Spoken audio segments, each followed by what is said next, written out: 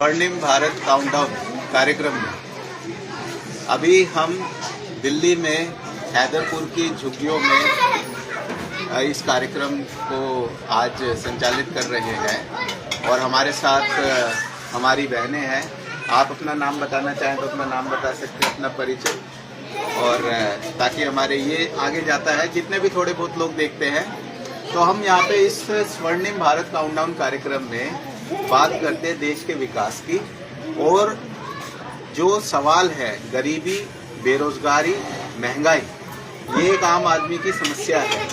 और सरकार जो योजनाएं चलाती है गरीब के नाम पर, वो गरीब तक नहीं पहुंचती है। ये नहीं पहुंचती है। अब वो क्यों नहीं पहुंच पाती, उसका कारण क्या है, तो उसके बारे में ये लोग तो चर्चा करते नहीं है, हम चर्चा करते हैं और हम आपको कुछ रास्ते भी बताएंगे। हम यहाँ केवल पहले ही मैं आपको बता दूं, आपको भी, दर्शकों को भी जो ऑनलाइन देख रहे हैं, कि अगर हम मिलकर प्रयास करें ना, आज हम एक ऐसे युग में जी रहे हैं कि 100 लोग इकट्ठा खड़े हो जाएं, केवल 100 लोग खड़े होकर बात भी कर ले, जैसे अभी हम बैठे हैं, तो ये एक बड़ी बात बन जाती है और वो फैलती है। अब बात यह है, हमें बात करनी पड़ेगी, सही बात करेंगे तो वो चीज़ आगे बढ़ेगी। उसको ये बात हमारी मुख्यमंत्री तक भी पहुंच सकती है, प्रधानमंत्री तक भी पहुंच सकती है, लेकिन हम लोगों को इतना तोड़ के रखा जाता है जाति के नाम पे, धर्म के नाम पे, और अब नया चला है पार्टी के नाम पे। मैं बीजेपी वाला, मैं कांग्रेस वाला, मैं आम आदमी पार्टी वाला, तो वो बहस जो है वहीं पे खत्म हो जाती है। जबकि आप आगे देख ले, यहाँ पे जितने भी लोग रह रहे हैं सबकी एक ही समस्या है, सबके छोटे घर हैं। सवाल खड़ा होता है, क्या हमारे देश में जगह की कमी है? क्या लोगों को ऐसे छोटे घरों में रहना पड़ेगा? नहीं। आप लोग पीछे जहाँ गांव से आते हैं, वहाँ तो इतनी जगह की कमी नहीं थी, वहाँ बड़े घर थे, लेकिन क्योंकि वहाँ पर आपको रोजगार नहीं मिला, पैसा कमाने का जरिया नहीं मिला, तो मजबूरी में आपको यहाँ आना पड़ा, ऐसे माहौल में रहना पड़ा। तो ये तो देश की सरकार की विफलता है, और हम इस तरीके से इसको नहीं चलाते हैं। आम आदमी जो है बेचारा अपना पेट भरने के लिए उसको तो टुकड़े फेंके जाते हैं, अब तू यहाँ भाग जा, अब यहाँ भाग जा, ऐसे भाग जा। जबकि अगर उसको नौकरी मिल जाए तो वो कहीं नहीं भागेगा। ये रोजगार मैं आपको समझाना चाह रहा हूँ कि रोजगार जिन भी देशों ने दिए हैं, मेरे पास आंकड़े हैं, आज मैं लाया नहीं, जिस भी देश ने, आपने नाम सुना होगा ना, अमेरिका का नाम सुना है आपने, कनाडा का नाम सुना है, ऑस्ट्रेलिया, न्यूजीलैंड, ये बेल्जियम, यूके, ये फ्रांस, जर्मनी, स्पेन, ये जितने भी देश हैं, विकसित देश है, उन्होंने अपने लोगों को नौकरियां दी है। अब नौकरी देने से क्या होता है जी?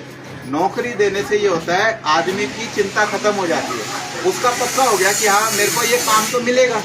अब वो उसका शोषण करना मुश्किल है, क्योंकि उसके हिस्से का जो काम देना था सरकार ने उसको नौकरी दे दी, तो नौकरी अब मिल जाती है। वहाँ की व्यवस्था का ऐसे निर्माण होता है, अर्थव्यवस्था का, कि आदमी जाता है, उसे काम मिल जाता है। और ये जो आप देख रहे हैं ना, आपने आज देखा है कि घर बैठे काम कर रहे हैं लोग, पढ़े लिखे लोग, इंटरनेट पे काम कर रहे हैं, लैपटॉप पे, तो ये सारा वहाँ से क्यों आ रहा है?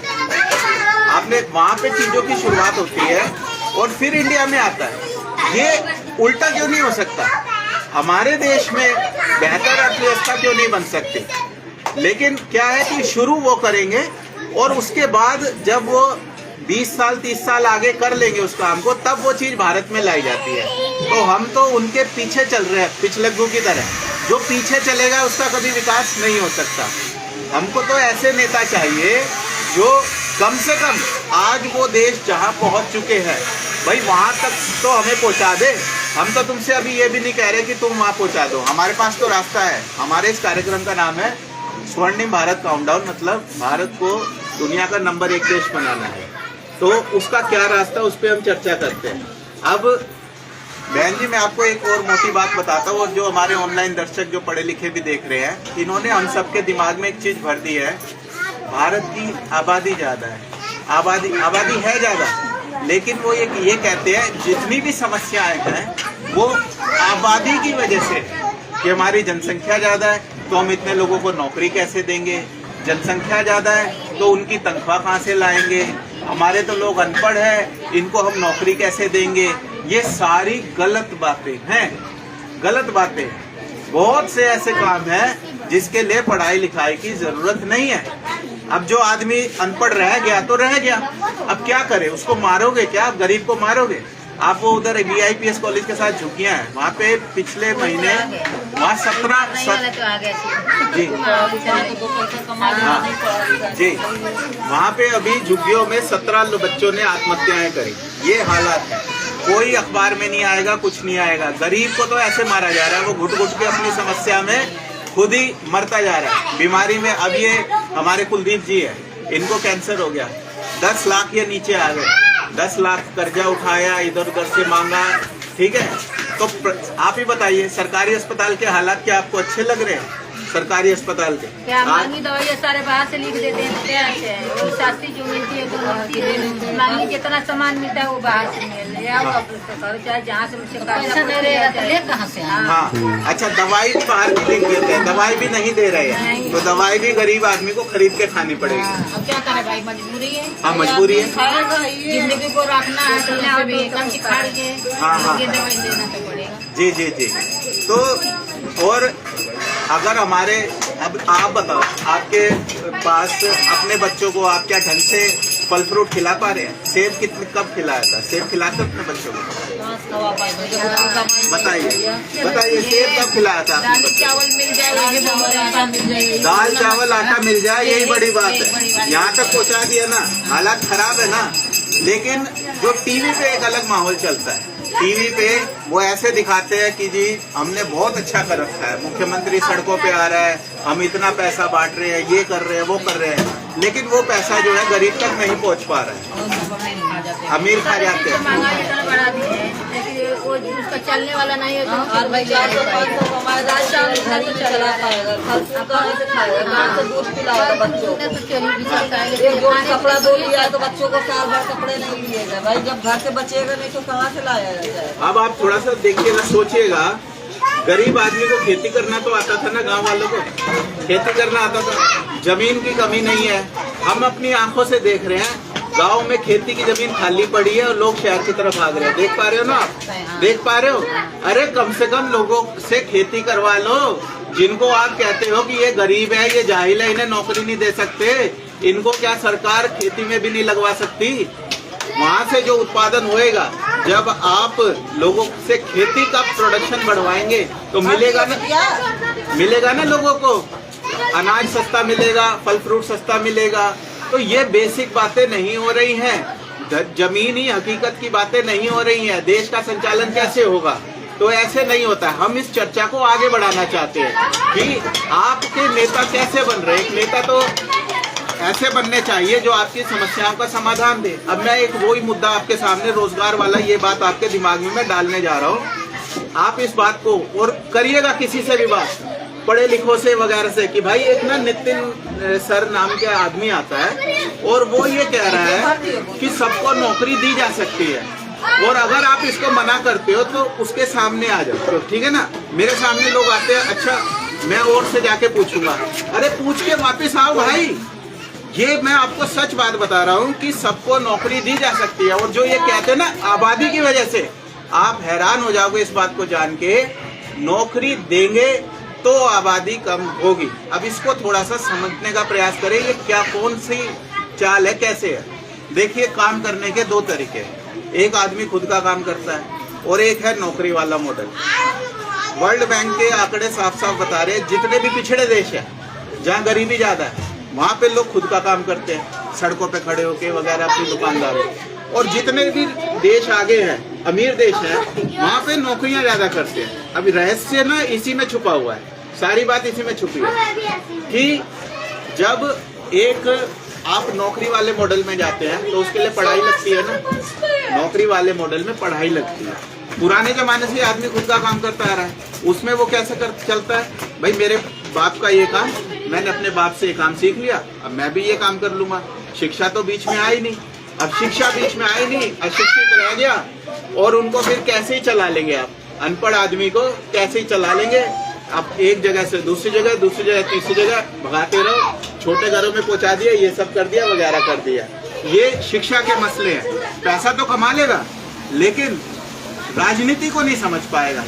अब शिक्षा अब जब नौकरी वाले मॉडल पे जाते हैं, पहले शिक्षा के लिए जाएंगे, पढ़ लिख जाएगा, कम से कम लिखित वाली चीज समझ जाएगा, तो क्या होगा। और जब अपनी जिंदगी के 12 साल देगा, 15 साल शिक्षा को देगा, तो शादी की उम्र लेट होना शुरू हो जाती है और लड़कियां भी पढ़ जाती हैं। जब लड़कियों को नौकरी देंगे, शादी की उम्र लेट होएगी, वहां से फिर ऑटोमेटिकली, क्योंकि अब वो कहता है मुझे भी अपने बच्चे को पढ़ाना है, मुझे भी इसको नौकरी दिलवानी है, अफसर बनवाना है। वो ये नहीं कहता, देखो गरीब की सोच, बेचारे की मजबूरी की वजह से वो ये सोचता है जितने हाथ उतनी आमदनी, क्या करे वो भाई। एक आदमी 10,000 कमाएगा, 5 बच्चे हो गए, 50,000 हमारे घर में आ गए। लेकिन जब पढ़ लिख जाते हैं ना, तो उनकी सोच थोड़ी सी अलग हो जाती है। इसको आगे चल के घर भी खरीदना होगा, इसकी शादी होगी, इतना खर्चा आएगा, गाड़ी भी लेनी है, वगैरह वगैरह। तो वो 2-3 बच्चे इतना करते हैं। तो आबादी जो है, यही एक सीधा सीधा रास्ता। विकसित देशों ने कोई जनसंख्या नियंत्रण कानून नहीं बनवाया। आप समझिए इस बात को। जो विकसित देश है, ये कहते हैं ना चीन की तरह एक बच्चे वाली पॉलिसी ला दो। ये सारी बातों में आप मत फंसिएगा, मेरी बात मानिए। अगर नौकरी देंगी सरकारें, शिक्षा को बढ़ावा देंगी, शिक्षा लेने के बाद जो लोग पढ़े लिखे हैं उनको नौकरी मिलेगी, अनपढ़ों को भी मिलेगी। जब हम व्यवस्थित रूप से काम करेंगे तो हमारी जनसंख्या पे नियंत्रण काबू हो जाएगा। ऐसे ही सबने किया। अमेरिका, कनाडा, न्यूजीलैंड, ऑस्ट्रेलिया, उन सब की जो है जनसंख्या नीचे चली गई है। और एक और बात बताता हूँ, जनसंख्या में जितना आप खेती में पड़े रहेंगे, आज भारत में लगभग 50% लोग, वैसे वर्ल्ड बैंक का आंकड़ा 43 कहता है, भारत सरकार के खुद के आंकड़े 64% कहते हैं, लेकिन आधी जनसंख्या भारत की अभी भी खेती में पड़ी हुई है। आप हैरान हो जाएंगे इस बात को जान के कि जो ये नए लड़के हैं गाली दे रहे हैं और दारू की ये भारत का बच्चे देखिए। तो वो कहते हैं ना कि पढ़ाई से क्या होता है। अब हम जब सीधा बस अपने बच्चों को बैठे तो काम पे लग गए। पढ़ाई से ये होता है कि अपना थोड़ा सा माइंड पे कंट्रोल आता है, हम क्या कर रहे हैं, क्या बोल रहे हैं, इस चीज की समझ आती है। अब इनको कुछ समझाए, तेरे बात को खत्म, तेरा वो करता कमाता हो भाई, कुछ ना कुछ है, एकदम से यही है, तेरे बात को खत्म, तेरा लेता हूँ, बस 2 पैसे कमा लिए और ये वाली बात। तो शिक्षा बड़ा जरूरी है। और जब हमारे पास हम इसके आंकड़े सामने लाएंगे ना, आपको आज तक इन्होंने ये आंकड़े हमारे सामने पेश नहीं किए। जिस दिन ये आंकड़े दुनिया के सामने आ जाएंगे, अखबार में छप जाएंगे, कोई राजनीतिक पार्टी, ये कोई भी ना, आम आदमी पार्टी ने आपको बताया होगा। देखो मैं आपसे रोजगार का आंकड़ा पूछता हूँ, किसी ने बताया आपको कि भारत में नौकरियां ही कितनी है, 100 में से कितने लोगों को नौकरी मिलती है? कोई सामने नहीं ला रहा जी, सब चुप है अर्थव्यवस्था के मसले पे। ना कांग्रेस बता रही, ना बीजेपी बता रही, ना आम आदमी पार्टी बता रही, क्योंकि ये नहीं चाहते भारत की जनता जो है सीख जाए। मैं आपको बता रहा हूँ, जो वर्ल्ड बैंक के वेबसाइट के अनुसार भारत में केवल 24% लोग नौकरी करते हैं, 100 में से 24। उसमें 5 या 6% सरकारी होगी, बाकी प्राइवेट, और बाकी 76% लोग अपना खुद का ही काम करते हैं। और अमेरिका में कितना करते हैं नौकरी? 100 में से 94। जर्मनी में कितना? 100 में से 91। जापान में कितना? 100 में से 91। रशिया में कितना? 100 में से 93। सऊदी अरब में कितना? 100 में से 95। मतलब साफ साफ विकास का, अमीरी का ताल्लुक नौकरी वाले मॉडल से आता है। तो ये रोजगार का जो चर्चा अब क्या है, हमारी मानसिकता है कि भाई ये कौन है, ये कोई मंत्री है, जैसे मेरे जैसा आदमी है। मैं कह रहा हूँ आदमी का ओहदा मत देखिए, शिक्षा देखिए। तो वो शिक्षा को आगे बढ़ाइए।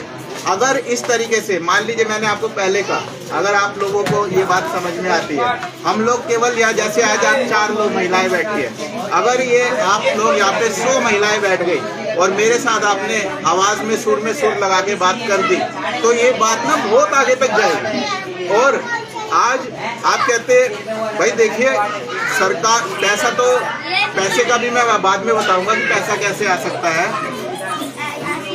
हम जो है ना गरीब आदमी भी एक ग्राहक के रूप में, हम जैसे वोट, तो हम समझिए आप वोट आप दे जाते हैं जैसे 5 साल में एक बार देने संसद के चुनाव में, तो ऐसे मान लो 5 साल में 3 बार आप वोट देने जाते हैं, क्योंकि निगम का भी चुनाव है, विधानसभा का भी चुनाव है, संसद का भी चुनाव है, तो 3 बार आप वोट देने जाते हैं। लेकिन अपनी जेब से पैसा निकाल के तो हर रोज जाते हैं। ये जो आप अपनी जेब से पैसा निकाल के एक दुकानदार को दे के आते हैं ना, इसी में राज छुपा है हमारे विकास का।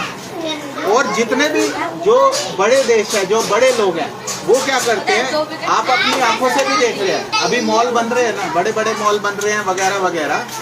तो मान लो सब लोग मिलके कहें कि नहीं भैया हम एक दुकान चलाएंगे, हम ये अलग अलग दुकानें नहीं चलाएंगे, उसमें क्या दिक्कत है, माल तो उसमें सारा ही आएगा। आप सारी खरीदारी अपनी एक दुकान से करो और उस दुकान के मालिक बन जाओ, समझ रहे हो आप, उस दुकान के मालिक बन जाओ कि हम सब मिलके इस दुकान को चला रहे हैं, इसके मालिक हम सब हैं। अब क्या होगा, वो पैसा आपके बीच में घूमना शुरू हो जाएगा, वो पैसा आप कोई बटेगा नहीं। जब इतने सारे लोग उसके दुकान के मालिक हो गए, इकट्ठे हो गए, अब आपका एक वोट बैंक तैयार होता है। अब आप जाति के नाम पे, धर्म के नाम पे, पार्टी के नाम पे बटने से बचते हो। वो चाहते ही है कि हम सब बटे रहे। लेकिन अब आप जब 100 लोगों ने एक दुकान खोल ली, पीछे परिवार के 4 लोग हैं, 500 लोग हो गए, 500 वोट हो गए। इन 500 वोटों का बड़ा महत्व है। अब ये आपके साथ, हमारे साथ ये खेल नहीं खेल सकते जुमलेबाजी वाले कि मुंह से कुछ भी बोल दिया जी, कह के निकल गए जी, असल हकीकत में है नहीं। अच्छा अब आप बताओ, शौचालय के हालत बताओ। अभी तो वैसे कितनी सफाई है शौचालय में, 2 टाइम सफाई हो रही है, शौचालय बंद ही पड़ा है, गंदगी ये सफाई के कितने दिन जाते देखा बुकता आई थी उस दिन तो बड़ा सफाई हुई थी। ये वाले शौचालय नहीं रोड पे है, इसमें तो अंड वो सतने डिब्बा, और जब निकल गई तो शाम को खत्म, रख लिए कार्यकर्ता वाले। और क्या, अच्छा डिब्बे रख लिए हैं, जो डिब्बे लगे थे वगैरह वगैरह वो कार्यकर्ताओं ने अपने पास रख लिए। और एक दिन सफाई हुई, 2 शौचालय बंद पड़े हैं और इनको दूर जाना पड़ता है। ये दिल्ली के हालात हैं, हम दिल्ली में बैठे हैं। सवेरे उठो तो किधर जाओ, भरभराते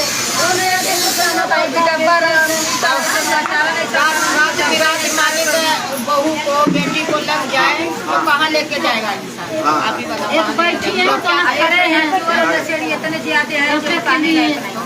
यहाँ तो रहने लायक नहीं, लेकिन बस अपने ये आम आदमी का जो सम्मान हटा रहे हैं ना ये लोग, ये राजनीति ठीक नहीं चल रही।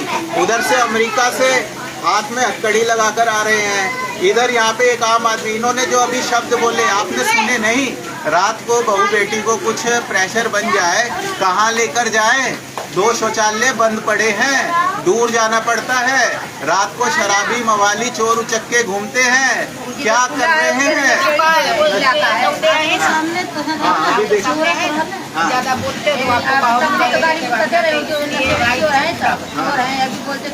लड़ने को तैयार हो जाते हैं। जी द्वार पे हैं, लड़ लेते हैं, आया कर घर में से निकलो भैया ऐसे चले खाली लोग खाने लगते हैं। अच्छा जी, बड़े लोग चले गए, बहन बेटी है, दरवाजे पे आप जब भैया खड़े हुए हैं, गाली दे रहे हैं, तो लड़की कह नहीं सकती, बहू कह नहीं सकती भैया थोड़ा हट के बोलो, ये भी नहीं कर सकते। ये जमाना है दिल्ली के अंदर, तो मैं अपील करता हूँ, मेरी बात आप सुन रहे हैं, मैं आप ही से बोल रहा हूँ, वो जो सुन रहे हैं मुझे इतने दिनों से और चुप बैठे हैं जो आप लोग, आप ही को बता रहा हूँ, थोड़ा सा ज़मीनी हकीकत को देखिए। ये टीवी चैनल, अखबार आपको सही हकीकत नहीं बता रहे। आप तो अपनी गाड़ी में बैठते हैं और गरीबों को ही गलत कह के निकल जाते हैं कि इनको जो है कोई अक्ल नहीं है, ये अपने कर्मों से हैं। ऐसा नहीं है, ये सरकार की विफलता है, ये प्रशासन की विफलता है और उनको चुनने वालों की विफलता है कि हमने एक ऐसा माहौल तैयार कर दिया है कि हमारे देश के लोगों को ऐसी ज़िंदगी जीनी पड़ रही है। तो मैं आपको वो रोज़गार वाली बात को ना थोड़ा सा और गहराई में बताता हूँ कि जब हम नौकरियाँ देते हैं तो नौकरियां देते हैं, उसके बाद हम मिलके काम करते हैं। अब इससे क्या होता है, कंपनियों की शुरुआत हो जाती है, कंपनियां बननी स्टार्ट हो जाती है मिलके। अभी मैंने बताया ना 100 लोग हैं, आपके पास ग्राहक की ताकत है, भाई आप अपना जेब से पैसा जिसको निकाल के दोगे वो दुकान चलेगी। जब 100 लोग एक दुकान से माल खरीदेंगे, चल गई ना वो दुकान, चल गई। अब तो वो प्रॉफिट में आ गई, अब वो प्रॉफिट में आ गई। अब आप बताओ, पीछे से माल भी एक मंदा मिलता है, एक छोटे दुकानदार को माल मिलेगा महंगा, जब बड़ी दुकान होती है उसे पीछे से माल भी मंदा मिलता है। अपना जो है गरीब आदमी आगे बढ़ना है। मैं ये नहीं कह रहा आप दुकान बनाना दूर है, लेकिन अगर आप मेरी बातें समझ रहे हैं तो आज ना, अगर हम इस तरीके से जैसे मैं बोल रहा हूँ, आप भी इस तरीके से हमारे साथ बोलना शुरू कर दे, तो हम एक चैनल तो बना सकते हैं। आज ये इंटरनेट का जमाना है, ये एक यूट्यूब चैनल है, हमारा टीवी चैनल तो नहीं है, लेकिन अगर हम तरीके से आवाज उठा दें, अपनी सच्चाई रख दें, तो ये हमारा यूट्यूब चैनल एक बड़ा कल को चैनल बन सकता है। यहाँ माहौल इतना खराब, अभी 10-20 औरतें ड्यूटी जा रही है, वैसे ही चैनल बन जाएगा, शोर मचा के ना सारे हकीकतें बातें यहाँ पे इतना है कि माहौल खराब। थोड़ा सा दरवाजा खोल के ना अगर उधर चले जाओ तो तुरंत मोबाइल सारे लेके कपड़े सुखाने जाओ, तो कपड़े रात को छोड़ देने होते, यहाँ से उठा ले जाएंगे कपड़े, यहाँ से माहौल इतने खराब। अच्छा जी। और टीवी की हकीकत कुछ, अभी तो मुख्यमंत्री जी भी आए थे, लोगों को लगा बहुत अच्छा करके चले गए, भाषण देके चले गए, कार्यकर्ता खुश हो गए। दिया था आज 9 तारीख है ना, 8 तारीख को सबके बैंक में पैसा लेके आना शुरू हो जाएगा, सिलेंडर फ्री मिलेगा।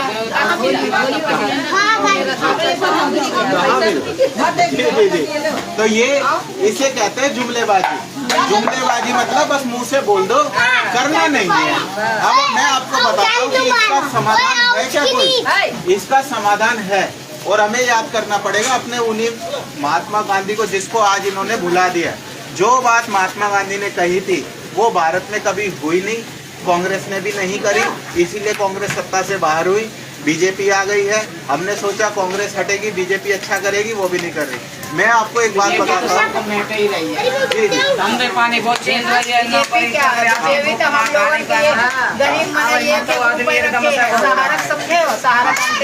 सहारा सहारा नहीं पैसे जमा करते थे लोग। हाँ। जोड़ के रखे हैं, किसी को 3 लाख, किसी को 4 लाख शादी होगी में काम आएगा। सारे तो लेकर बैठी गए, सरकार के आदमी हम लोग को तो इसे मार लोग तो ऐसे मर रहे हैं। ये क्या बेटा अपना चला रहे हैं, 4 लाख रुपए जो होता है बेटी बेटा का शादी करने के लिए, वो भी लेके बैठ गया, कौन सरकार से लेके बैठा है। आइए।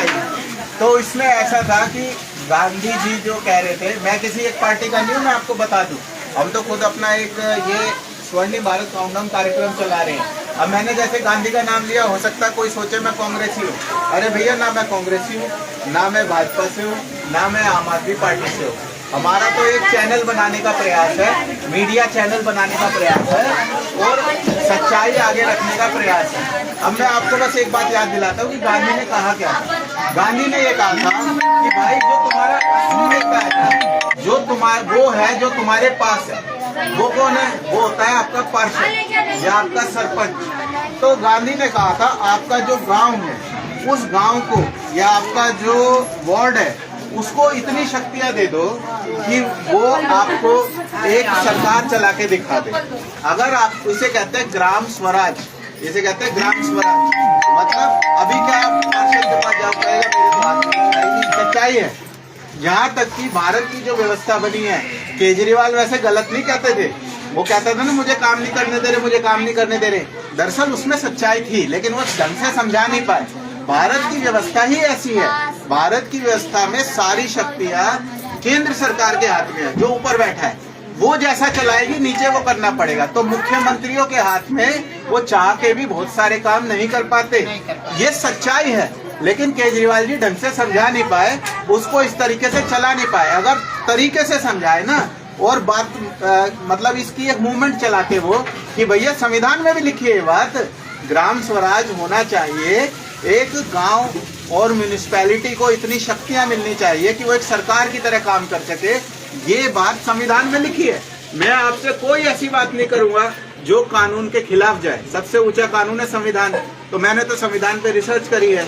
मैं आपको जो भी बात बताऊंगा बिल्कुल संविधान के अनुसार। आप किसी वकील से पूछ लेना, किसी पढ़े लिखे से पूछ लेना, मेरी एक भी बात ऐसी नहीं होगी कि जिसको कोई काट सके, क्योंकि मैं संविधान के अनुसार बोल रहा हूँ। संविधान में ये बात लिखी है। अब भारत की राजनीति इस हिसाब से नहीं चल रही कि लोगों को शिक्षित किया जाए।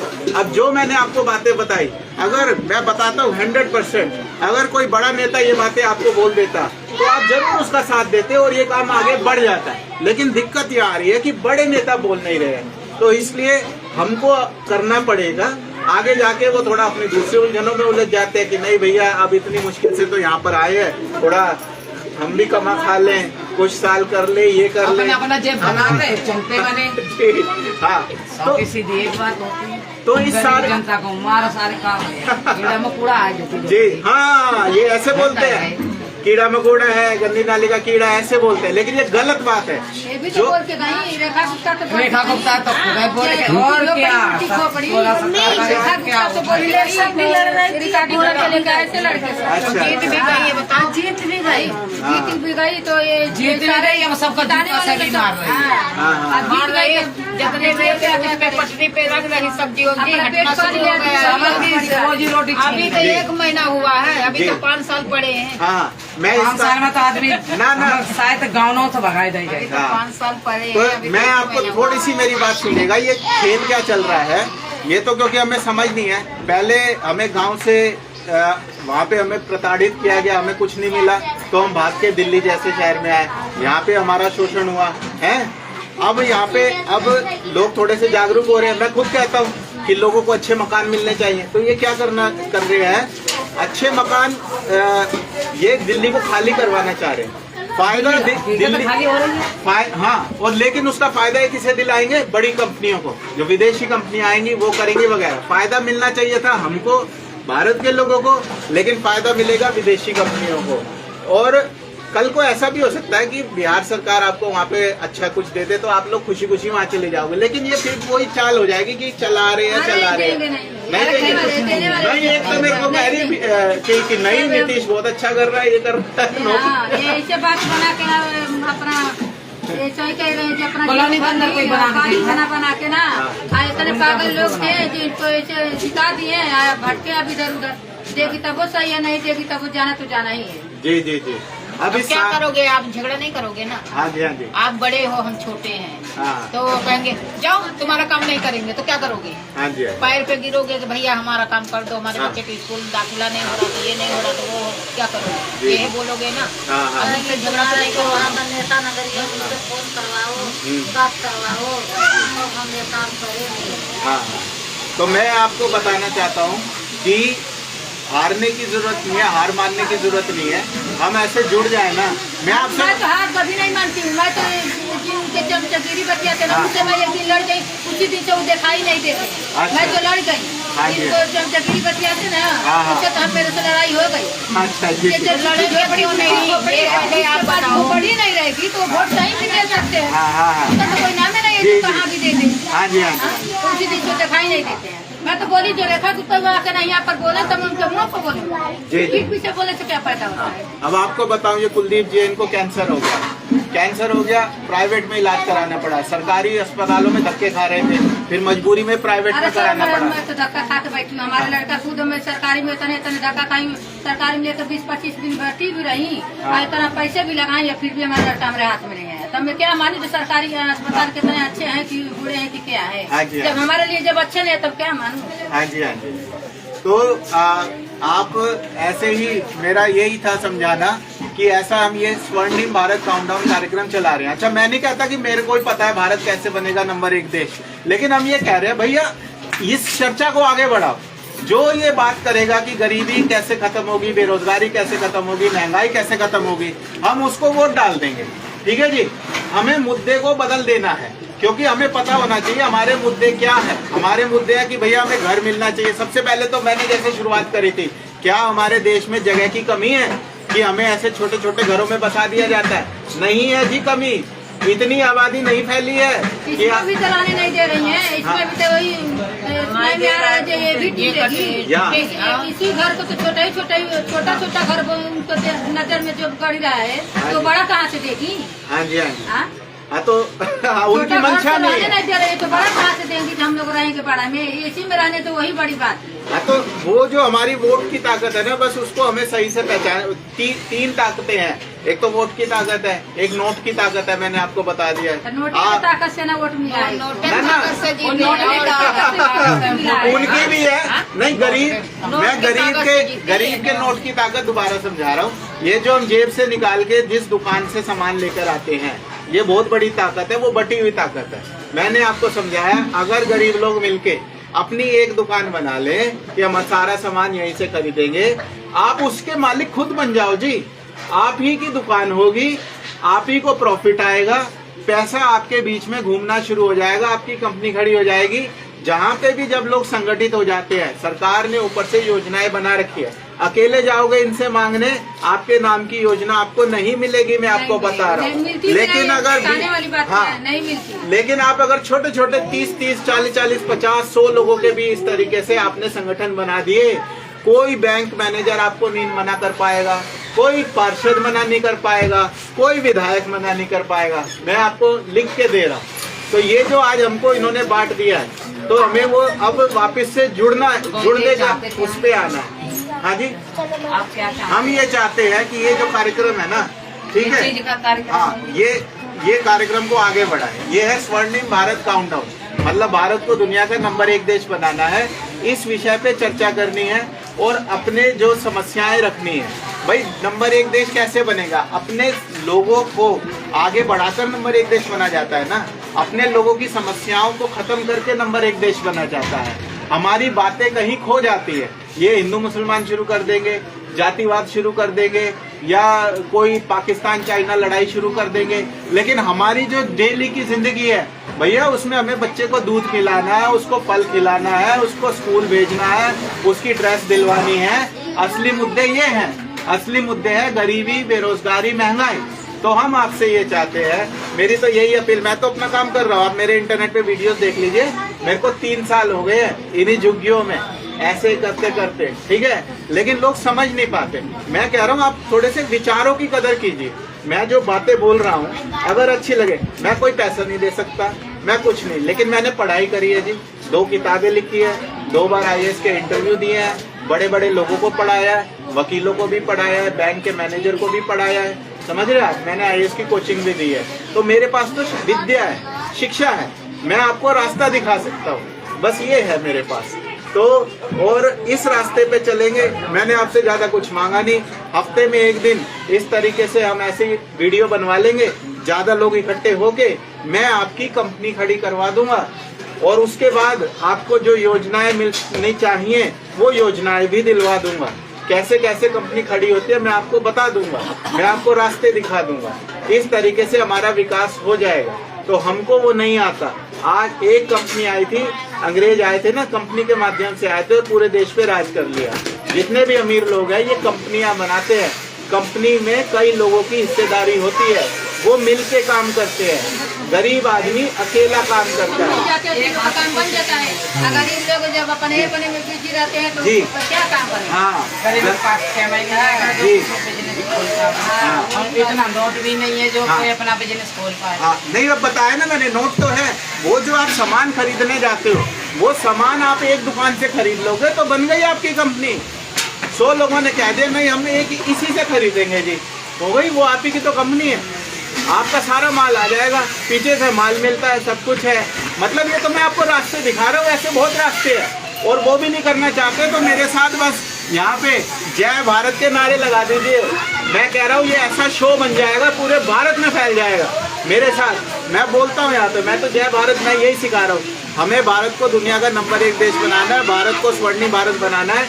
इन शब्दों में हमारे विकास के रहस्य छुपा हुआ है। अब ये रहस्य ये आपको ये नहीं बताएंगे, ये जो दूसरे नेता है ये नहीं बताएंगे। अगर हमारी चर्चा इस पे चल जाए, सारी पार्टियां इस पे बात करने लग जाए कि भाई कैसे गरीबी खत्म होगी, बेरोजगारी कैसे खत्म होगी। अच्छा आपको तो आंकड़े भी नहीं पता थे, आप लेट आए।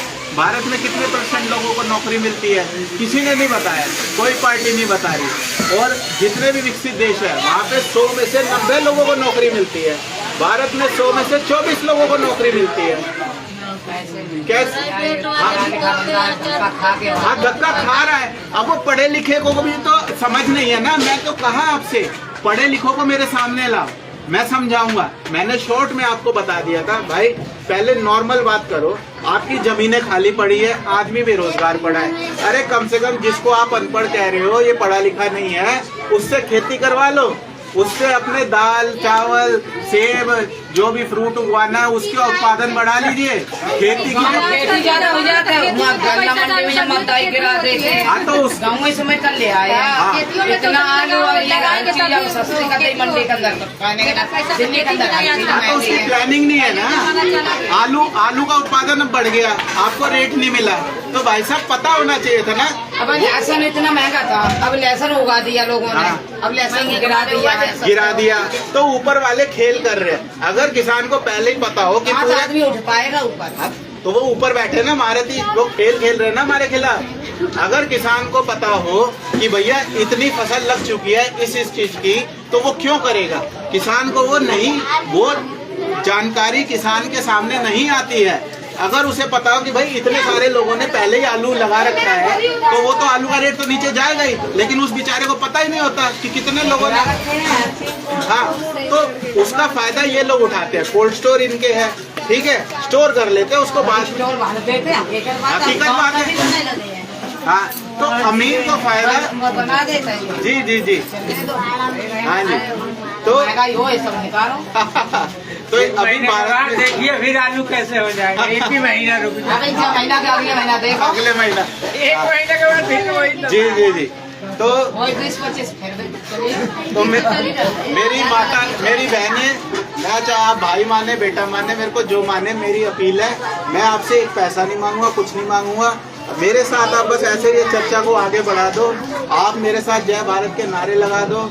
अगर ये शो बहुत आगे बढ़ जाएगा, हर आदमी को, आपके मुख्यमंत्री को भी, प्रधानमंत्री तक ये हमारी आवाज पहुंच जाएगी, और उनको, लोगों को नौकरियां भी देनी पड़ेंगी, अच्छे घर भी देने पड़ेंगे, क्योंकि ये सच है। वो ये सारी जो बातें आपके दिमाग में लोगों को फैला रखी है कि हम इनको तनख्वाह कहाँ से देंगे, मेरे सामने लाओ भाई, मैं बताऊंगा तनख्वाह कैसे दी जाती है, क्या होती है तनख्वाह।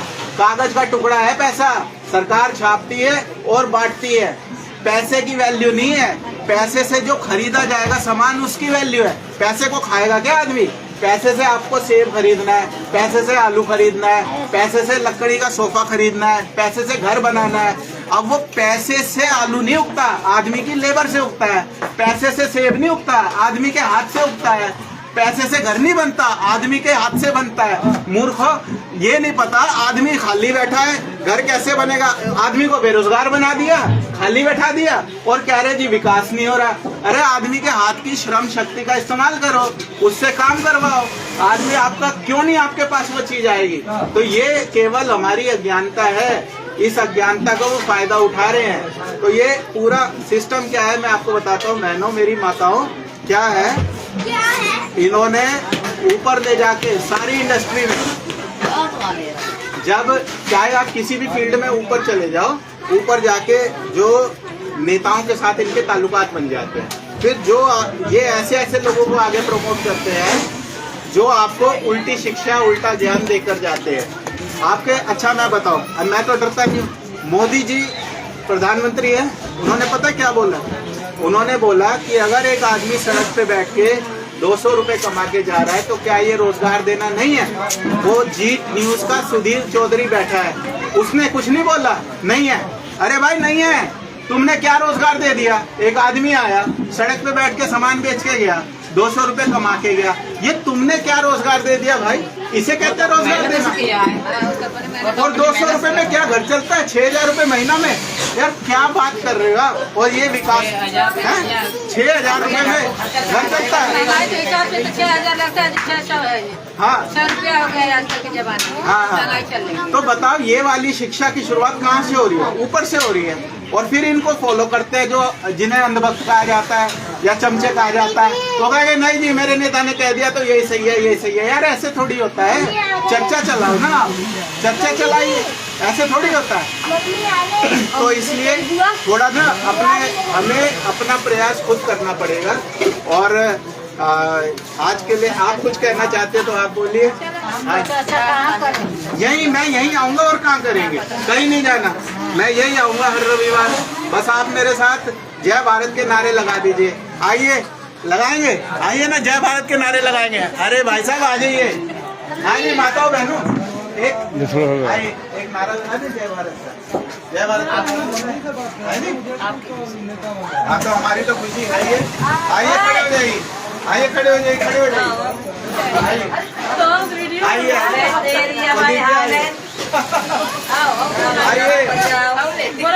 आइए ये आइए ना बच्चे, आजा बेटे आजा।